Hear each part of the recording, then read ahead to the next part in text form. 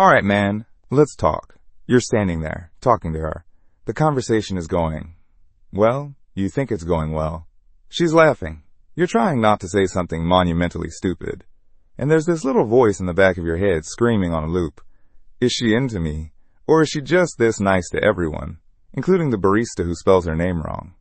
We've all been there, trapped in the friend zone purgatory, analyzing every text, every smile, every single punctuation mark like it's the Zapruder film. You're looking for a sign, a green light, a smoke signal, anything to tell you it's safe to make a move. You're afraid of crashing and burning so spectacularly that they write folk songs about it. Well, guess what? The signs are there. They're almost always there. The problem is, they're not written in flashing neon letters. They're subtle. They're quiet. They're written in a language that most guys were never taught to read. But that's what your friendly neighborhood big brother is here for. Today, I'm giving you the decoder ring. We're going to cut through the noise, bypass the anxiety, and figure out the truth. Because she is waiting for you to see the signals. You just need to know where to look. First things first, you need to understand that the most important conversation you're having with her isn't with your mouths. It's with everything else. Before a single word is spoken, her body is already telling you a story. You just have to read the cover. Let's start with the eyes. Cheesy, I know, but listen up. Normal, polite eye contact is a thing. You look, you talk, you look away. It's a tennis match. But when she's interested, that tennis match turns into a magnetic stare-down. It's when she holds your gaze for a second or two longer than necessary.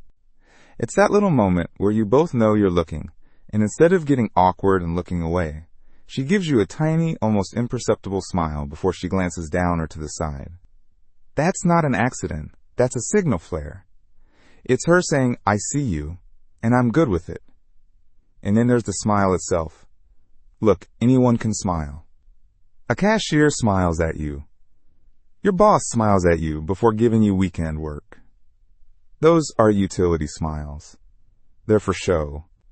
The smile you're looking for is the one that hijacks her entire face. It's the one that crinkles the corners of her eyes.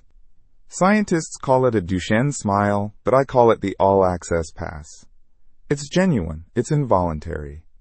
It's her brain telling her face, hey, I like this guy, and her face having no choice but to obey.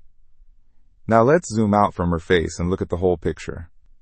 Her body is like a compass, and when she's interested, you're true north. If you're in a group, watch where her feet and torso are pointed. They might be talking to Karen from accounting, but if her body is angled towards you, that's where her attention really is. She's orbiting you. And if she starts closing the distance, if she accidentally brushes her arm against yours, or leans in close to hear you in a loud room, even when it's not that loud, buddy, that's not an accident. That's an invasion of the friend zone bubble. She's testing the waters, seeing how you react to her being in your space. Don't freeze up. It's a good thing. Okay, so you've mastered the physical tells. You're basically a body language black belt. But what about what she's actually saying? And maybe more importantly, what she's typing. This is where you separate the friendly chit-chat from genuine romantic reconnaissance. It all comes down to one word: investment. How invested is she in the conversation? A woman who is just being polite will ask you, how was your day? A woman who is interested will ask you, how was your day? And then ask a follow-up question about that specific boring meeting you mentioned. She'll ask you about your passions, your weird hobbies, what you wanted to be when you were a kid. She isn't just making conversation, she's gathering data. She's trying to see if your puzzle piece fits with hers. She's not just reading the back of your book. She's trying to read the first chapter. This is also where the legendary inside joke is born. If you find yourself laughing with her about something that nobody else would get, or if she gives you a playful nickname, pay attention. What she's doing is building a little world that only has a population of two, you and her. It's an invisible velvet rope separating us from everyone else. It's a sign of exclusive comfort, and it's a massive green light. Now, let's get digital. Texting is a minefield of overthinking, I get it. But there are some clear signals here too. Is she initiating conversations? Or is she just responding to yours? Does she send you memes or TikToks that relate to something you talked about? That means she's thinking about you even when you're not actively talking. She's using more than just LOL. She's hitting you with the, Haha, or the Holy Grail, the LMFAO. She's mirroring your energy. And most importantly, she remembers things. If you mentioned offhand 3 weeks ago that you were nervous about a presentation and she texts you the morning of saying, "Good luck today, you'll kill it." Dude, that's not friendship, that's next level attention. She's not just hearing you, she's listening. And she's filing it away in the things I care about folder in her brain. So she's giving you the look, she's laughing at your dumb jokes, and she remembers your dog's name. That's all fantastic. But the final boss of recognizing interest happens when other people enter the picture. How she acts around you in a social setting is the ultimate confirmation. Here it is, the big one. She introduces you to her friends. This is the moment of truth. A woman's inner circle is her trusted board of advisors. Bringing you into that circle is a huge deal. It's her saying two things. First, "Hey everyone, this is the guy I've been telling you about." And second, "Please don't embarrass me." She values your opinion, but she also values theirs.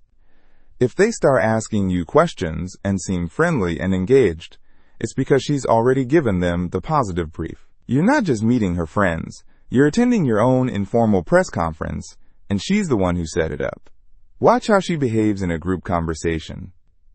Does she single you out? Maybe someone tells a story, and she immediately turns to you and says, "Oh, that's like what you were telling me about."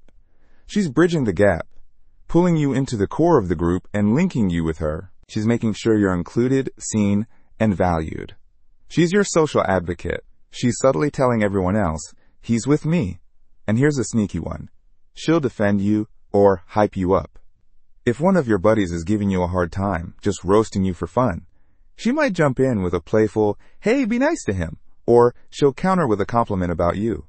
She's aligning herself with you. She's joining Team You. She's becoming your unofficial public relations manager, and trust me, that's not a service she offers to just anyone. Now look, before you run out the door and profess your undying love, let's have a moment of real talk. Is it possible to misread these signs? Yes. Is it possible that a woman is just naturally flirty and friendly? Of course. The key here is not to fixate on a single sign. One sign is an anomaly. Two is a coincidence. But when you start seeing 3, 4, 5 of these things happening consistently, that's not a coincidence anymore, my friend. That's a pattern. It's a constellation. You can't see the picture by looking at one star, but when you connect the dots, the image becomes clear. She's leaning in. She's remembering the little details. She's bringing you around her friends. She has done her part. She has laid the breadcrumbs and sent up the signal flares. She has, in her own way, made the first move. She is waiting for you to make the next one. The fear of rejection is real, I know. But you know what's worse? The regret of not knowing. The what if that will haunt you for months or even years. The worst she can say is no. And if she does, that's okay. That's just information. You move on, armed with more experience for the next time. But the best case scenario is that you stop wondering and start living the story you've been too afraid to write. The signs are there. She's waiting. Stop reading the tea leaves. Stop second guessing and go make a move. The ball is in your court. Don't leave her waiting. If this video gave you that confidence boost you needed, smash that like button and subscribe to Goodbye Mr. Nice. We're all about turning confusion into confidence. Stop guessing and start knowing. Drop a comment below and tell us a sign you once missed. We've all been there. It's time to say goodbye to Mr. Nice Guy and hello to the right guy. We'll see you in the next one.